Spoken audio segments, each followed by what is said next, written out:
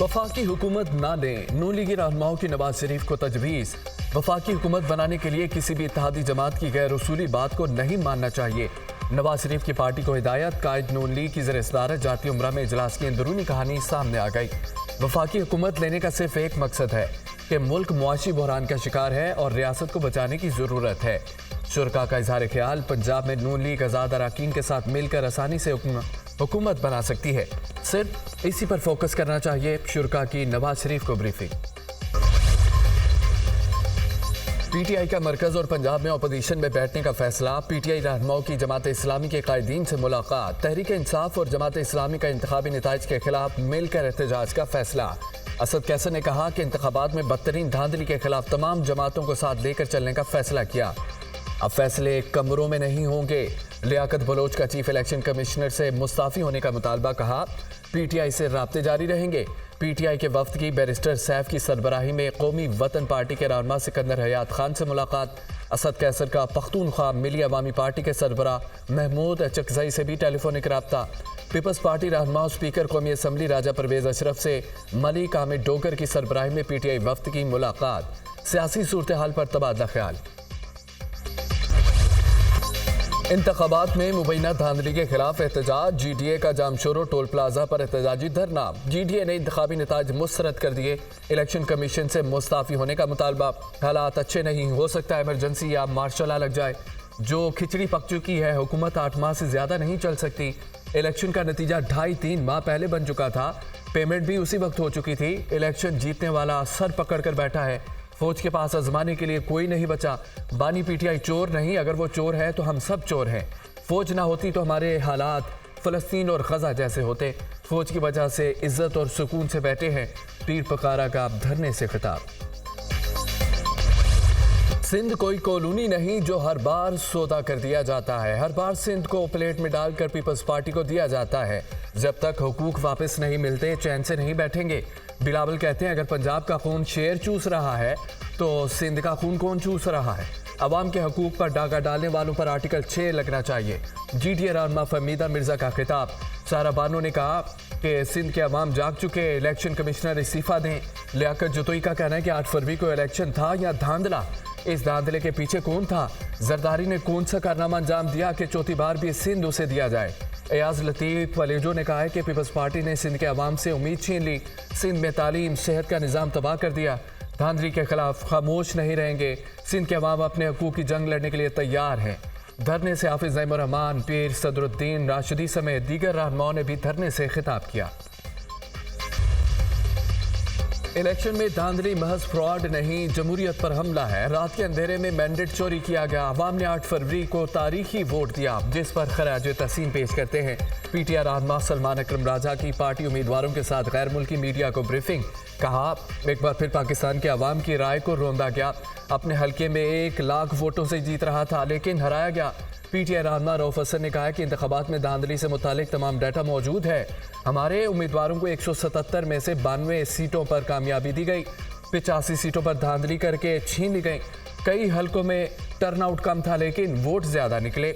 46 सीटों पर इंतखाबी उज़रदारी की दरख्वास्तें दी हैं। उस्मान डार की वालिदा रेहाना डार का ख्वाजा आसिफ को दोबारा इलेक्शन लड़ने का चैलेंज। वोट मेरा नहीं, बानी पीटीआई का था। आरोज को उठा लिया गया, तशद्दुद किया गया। आला अदलिया की शुक्रगुजार हूं, उन्होंने इंसाफ दिया। खुरम शेख जमान ने कहा है कि कराची में एमक्यूएम को तोहफे में सीटें दी गईं। शौकत बसरा, एयाज मीर और दीगर रहनुमाओं ने भी प्रेस कॉन्फ्रेंस में धांधली का तज़किरा किया। तहरीक इंसाफ ने झूठा बयानिया बनाया। ये मुल्क में दोबारा साजी शुरू करना चाहते हैं। इंटरनेशनल मीडिया पर झूठ बोलकर जालसाजी कर रहे हैं। इलेक्शन की कार्रवाई पर किसी ने सवाल नहीं उठाया। पीटीआई और जेयूआई का इत्तेहाद होता नजर नहीं आ रहा। मरियम औरंगजेब की प्रेस कॉन्फ्रेंस। अता तारर कहते हैं कि पीटीआई ने इलेक्शन को मुतनाज़ा बनाकर जमहूरियत को डीरेल करने की कोशिश की। जहां ये जीते वहां जश्न मना रहे हैं, जहां हारे वहां धांधली के इल्जामात लगा रहे हैं। अगर धांधली होती तो राना सनाउल्लाह कैसे हार सकते थे? धांधली हुई होती तो खैबर पख्तूनख्वा में आप कैसे जीत गए? मुस्लिम लीग नून के मौलाना फजल रहमान का तरीके अदम एतमाद से मुतालिक मौक़िफ़ मुस्तरद कर दिया। तहरीक इंसाफ की हुकूमत के खिलाफ तहरीके अदम एतमाद सियासी थी, किसी के कहने पर तहरीक अदम एतमाद की बात गलत है। जनरल बाजवा ने तो तहरीक वापस लेकर इलेक्शन में जाने का कहा। मौलाना फजल रहमान ने उनकी बात नहीं मानी। जनरल फैज़ अपने बारे में खुद बता सकते हैं।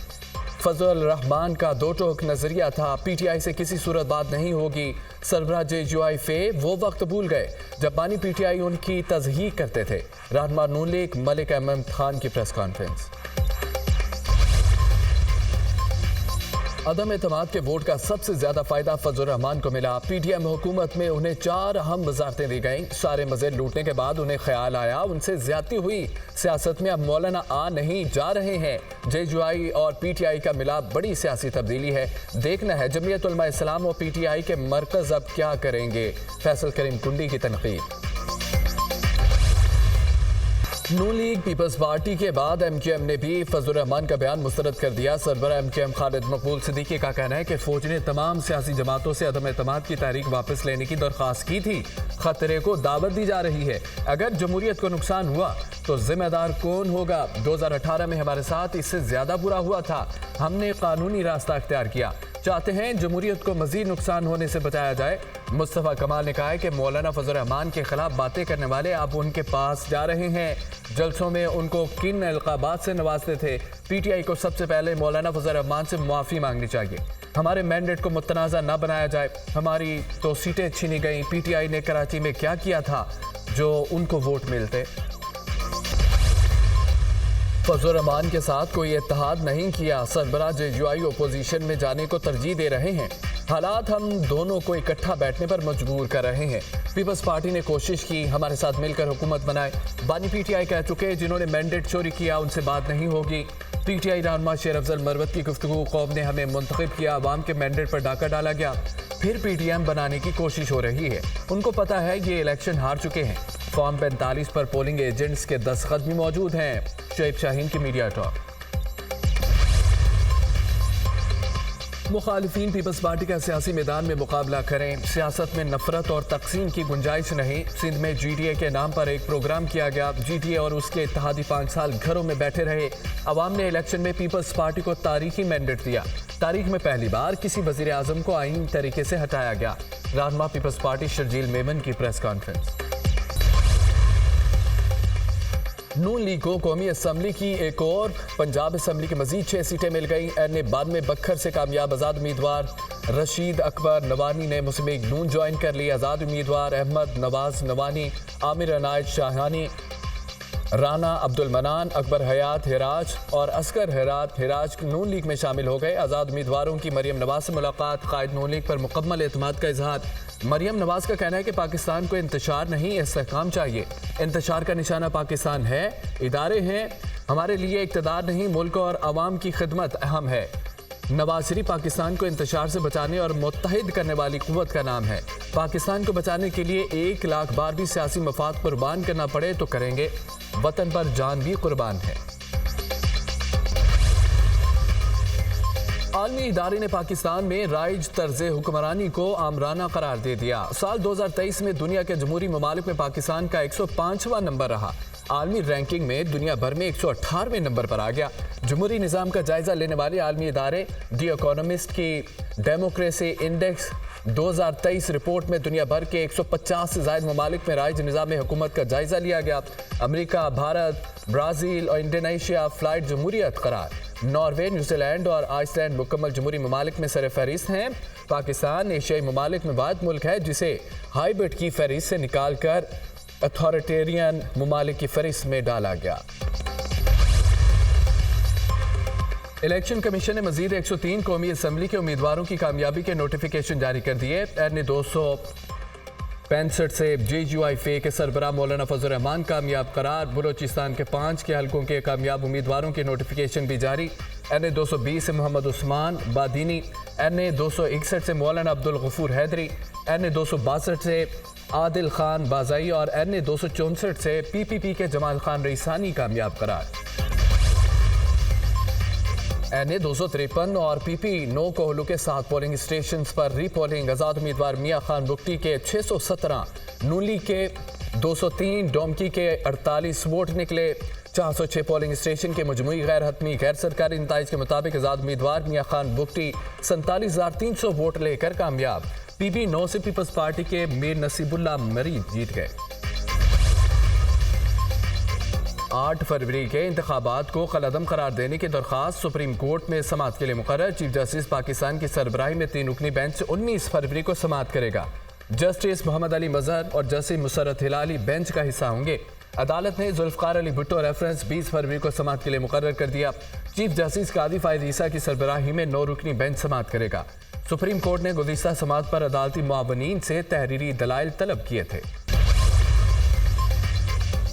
पंजाब पुलिस के 6 सुराग रसाई कुत्ते रिटायर्ड हो गए। अलविदाई तकरीब में रिटायर्ड कुत्तों को मेडल्स और तारीफी असनाद से नवाजा गया। सुराग रसा कुत्तों को 7 साल मुलाजमत के बाद रिटायर्ड किया गया।